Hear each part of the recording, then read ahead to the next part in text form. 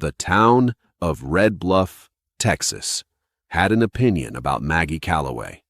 It had always had one.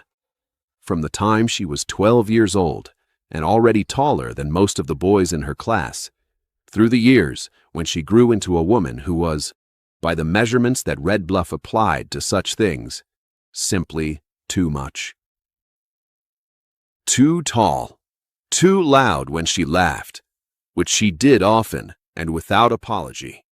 Too capable, which was the one that bothered people the most, because capable women in 1877 made a particular kind of man uncomfortable in a way he couldn't quite articulate, and therefore expressed as criticism. She was 28 years old, and she ran the Calloway feed store, had run it for 4 years since her father's hands gave out, and he could no longer manage the heavy lifting and the accounts simultaneously. She managed both. She lifted the 50-pound feed sacks without particular drama, and kept the accounts with the precision of someone who had taught herself bookkeeping from a manual she had ordered from a publisher in Chicago, because Red Bluff didn't have the kind of school that taught such things to girls.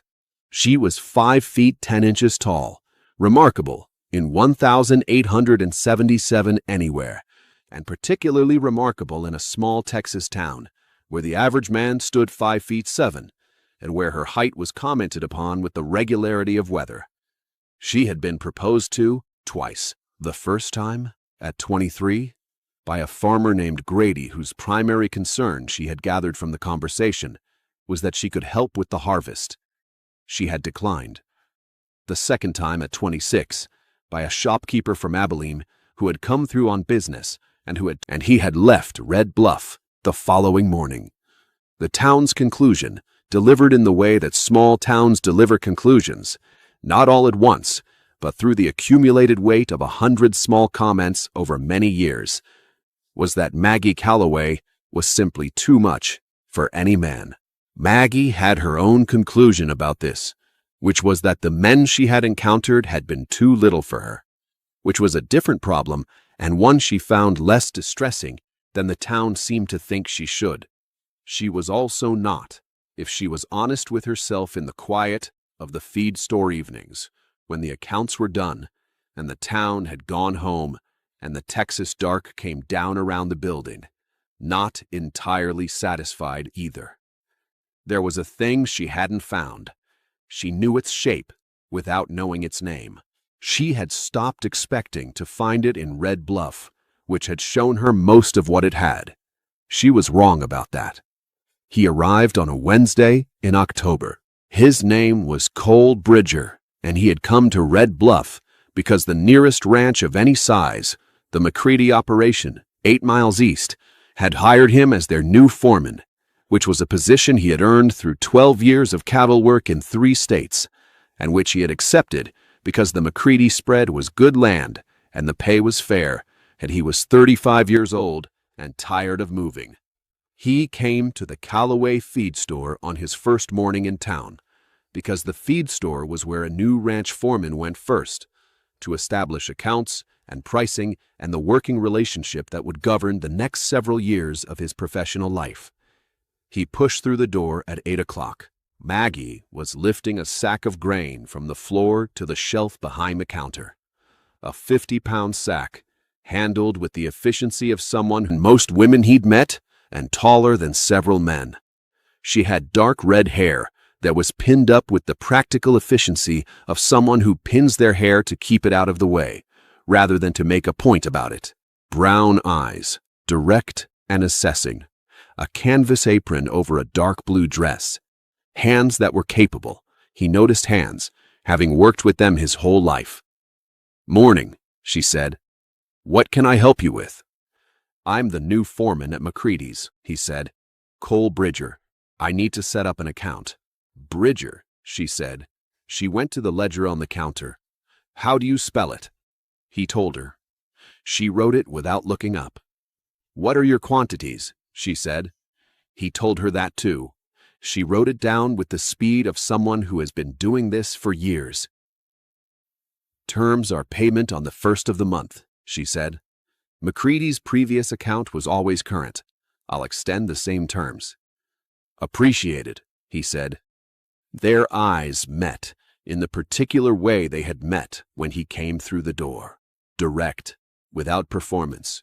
Two people looking at each other the way you look at something you are genuinely interested in.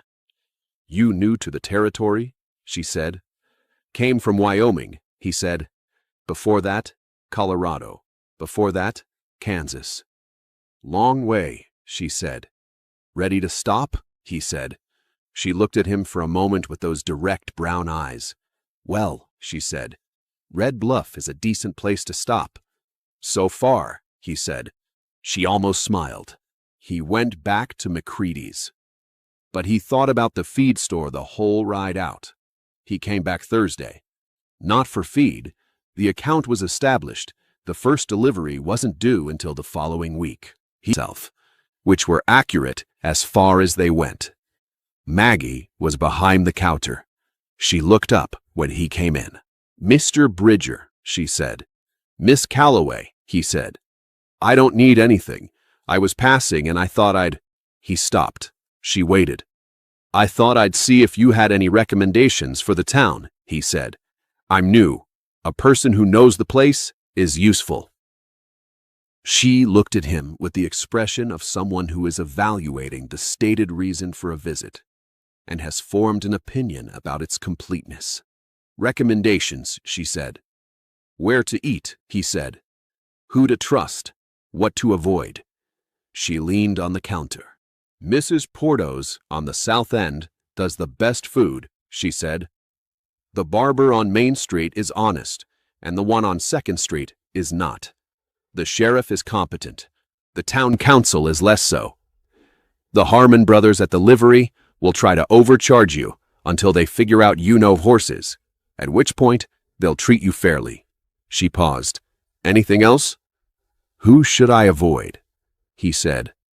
Anyone who tells you Red Bluff is a simple town, she said. It isn't. No town is. He looked at her. What about you? He said. Should I avoid you? The directness of it surprised her. She could see that, a slight widening of the eyes before she recovered. Most people in Red Bluff, she said, would tell you yes.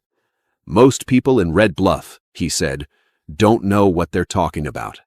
She looked at him for a long moment. You've been here 2 days, she said.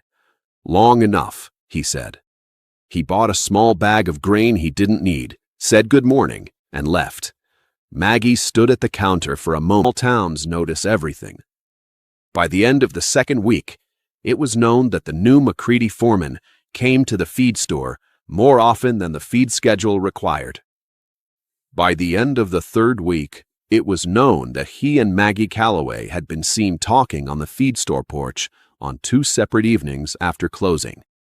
By the end of the month, Red Bluff had formed the collective opinion that Cole Bridger either didn't know about Maggie Calloway's reputation for being too much or hadn't been told clearly enough.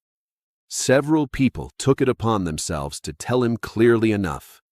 It was Bill Harmon, the honest one, at the livery, who said it most directly, with the genuine concern of a man who liked Cole and thought he was heading toward a situation. Maggie Calloway's a good woman, Bill said one afternoon while Cole was checking his horse's shoes. But she's a lot. Most men can't handle her. She's got opinions about everything. She runs that store like a general runs an army. She's taller than you, which some men find. Bill, Cole said, without looking up from the hoof he was examining. I appreciate what you're doing. I don't need it. Bill looked at him. You know what you're getting into, Bill said.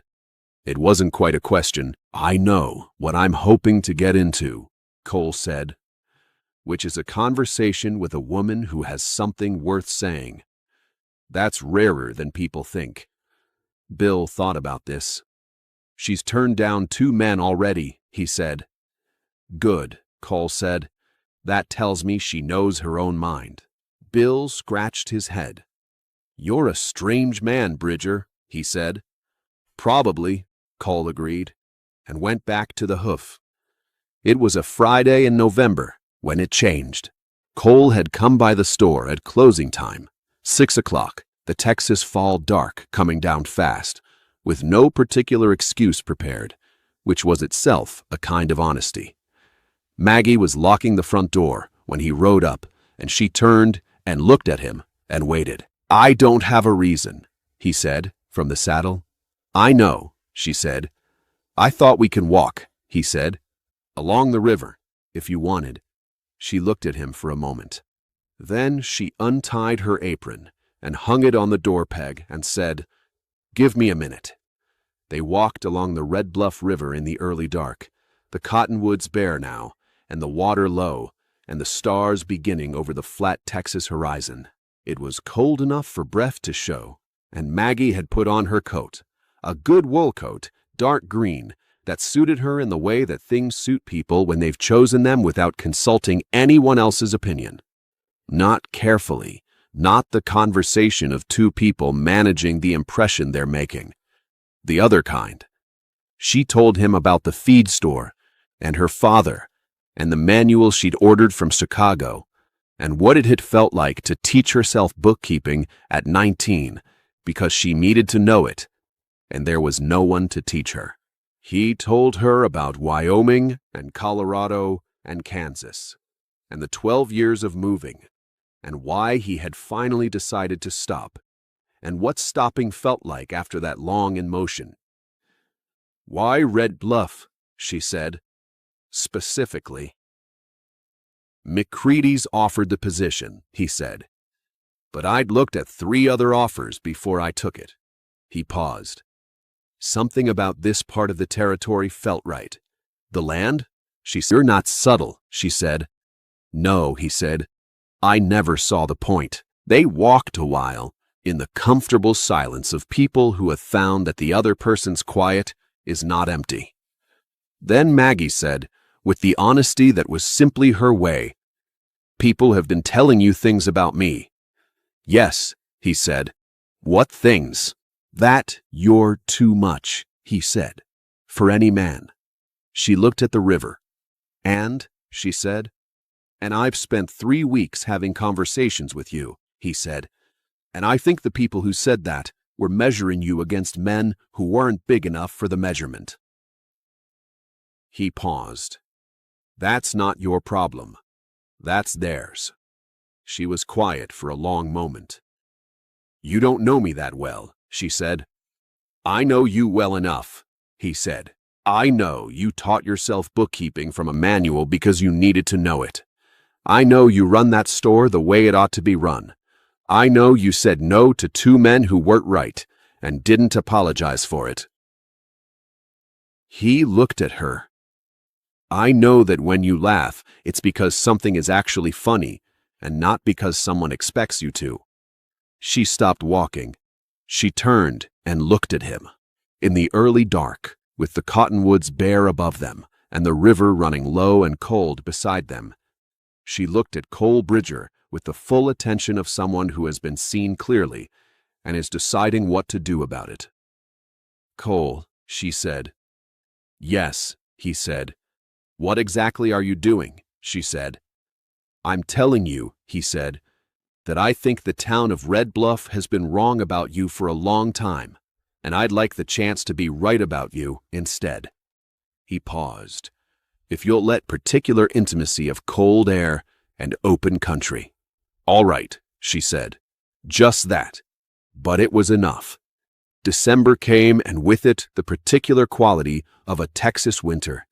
Not Montana cold, not Wyoming brutal, but a steady gray chill that settled into the bones of the day and required a fire in the evening and the kind of company that makes a fire better. Cole and Maggie had found that company in each other. They spent the December evenings alternately at the feed store after closing, where the stove was good and the lamplight was warm and the conversation went wherever it went, and at the McCready ranch, where Cole had the foreman's house and where Maggie came twice, chaperoned by the entirely transparent pretense of delivering account statements in person. The town had given up managing its opinion and settled into a position of interested observation. On a Saturday morning in the middle of December, Cole arrived at the feed store at 7, with his horse and a second horse, a gray mare of considerable beauty, saddled and ready. And Maggie came out to find 2 horses and 1 cowboy looking at her with the expression he got when he had done something he was pleased about. "What is this?" she said. "I want to show you the north pasture," he said. "There's something worth seeing up there in this weather."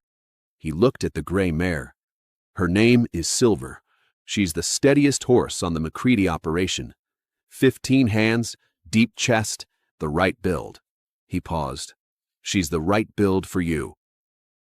Maggie looked at the mare, then at Cole. She had not ridden in 3 years, since the last horse she had tried to borrow from the livery had been, with the casual cruelty of public embarrassment, too small for said. "I know," he said. "I heard about the livery." His expression said what he thought of it, without requiring words. "This is different. Silver is 16 hands. She's got the back for it. I checked the saddle myself this morning." He looked at her. "Just sit down and let me show you." She looked at the mare again. Silver looked back at her with the dark, patient eyes of a horse that has been selected for good character and knows it. Maggie Calloway was not a woman who let fear make her decisions. She put her foot in the stirrup. She swung up. And Silver, steady, solid, unbothered, stood exactly as she should, taking the weight with the easy confidence of an animal that is the right size for the job and knows that too.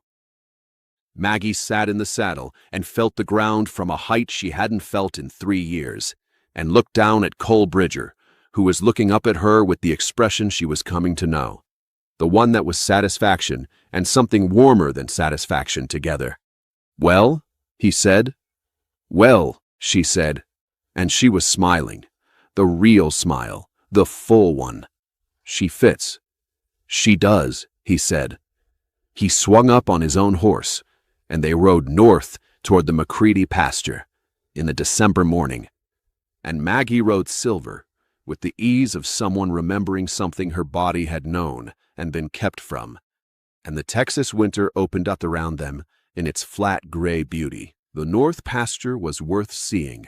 It was a long stretch of grassland that in summer was unremarkable, and in December had caught the frost in a way that made every blade stand separate and crystalline, the whole field lit by the low winter sun into something that was of moving water and still ice, was a thing that required no commentary. They stopped their horses at the fence line and looked at it. "You were right," Maggie said. "I usually am about what's worth seeing," he said. She looked at him. "That's not a quality that endears you to people," she said. "Fortunately," he said, "I'm not trying to endear myself to people, just to you." She looked at the pasture. "How is that going?" she said. The tone was light, almost. "You tell me," he said. A pause. The frost field glittered in the low sun. "Better than I expected," she said, "when you first came through that door." "What did you expect?" he said. "Another man who would find out I was too much," she said, "and leave." "Maggie," he said, "I have been looking for someone who was enough for as long as I've been looking." He turned his horse so he was facing her directly. "You are the first person I have met who is actually enough." He paused. "The town has it backwards." She looked at him. The thing that she had known the shape of, without knowing its name, the thing she had stopped expecting to find in Red Bluff, was sitting on a horse in front of her in the December frost field, and looking at her with amber eyes that were entirely serious and entirely warm and entirely decided. She knew it the way you know things that are true. "Cole," she said. "Yes," he said. "Ask me," she said. He asked her. She said, yes. They were married in February, a simple ceremony, because Maggie had no interest in elaborate and Cole had no patience for it, and the combination produced exactly the wedding they both wanted. Everything. And because there was an additional quality of interest in attending the wedding of a woman the town had written off, and a man who had apparently not read the town's opinion on the subject. Mrs. Porto, who made the wedding cake, said afterward that she had known all along. Bill Harmon, at the livery, said he had known since the conversation about Maggie's opinions that Bridger was either very brave or very smart, and had concluded it was both. The two men who had proposed to Maggie, Grady the farmer and the shopkeeper from Abilene, were not present, being in other places, which was appropriate. Maggie's father, who had been watching the situation from his chair by the fire in the apartment above the feed store, with the contained satisfaction of a man who has hoped for something for a long time and is watching it arrive, sat in the front row and did not try to hold anything back when the moment came, which it did, clearly and simply and entirely right. Cole Bridger ran the McCready foreman operation with the competence that had gotten him hired, and with an additional quality that good work takes on when the person doing it has somewhere worth coming home to at the end of the day. Maggie ran the Calloway feed store and the Calloway accounts, and increasingly the McCready accounts as well, because competence expands into available space, and there was available space, and she was very competent. She rode silver every Saturday morning. This became known in Red Bluff, and then accepted, and then, in the way the things become accepted and then invisible, simply part of what was true about Maggie Bridger, which was what she was called now, though she kept Calloway on the feed store sign because it had been her father's name on it for 30 years, and she saw no reason to change it.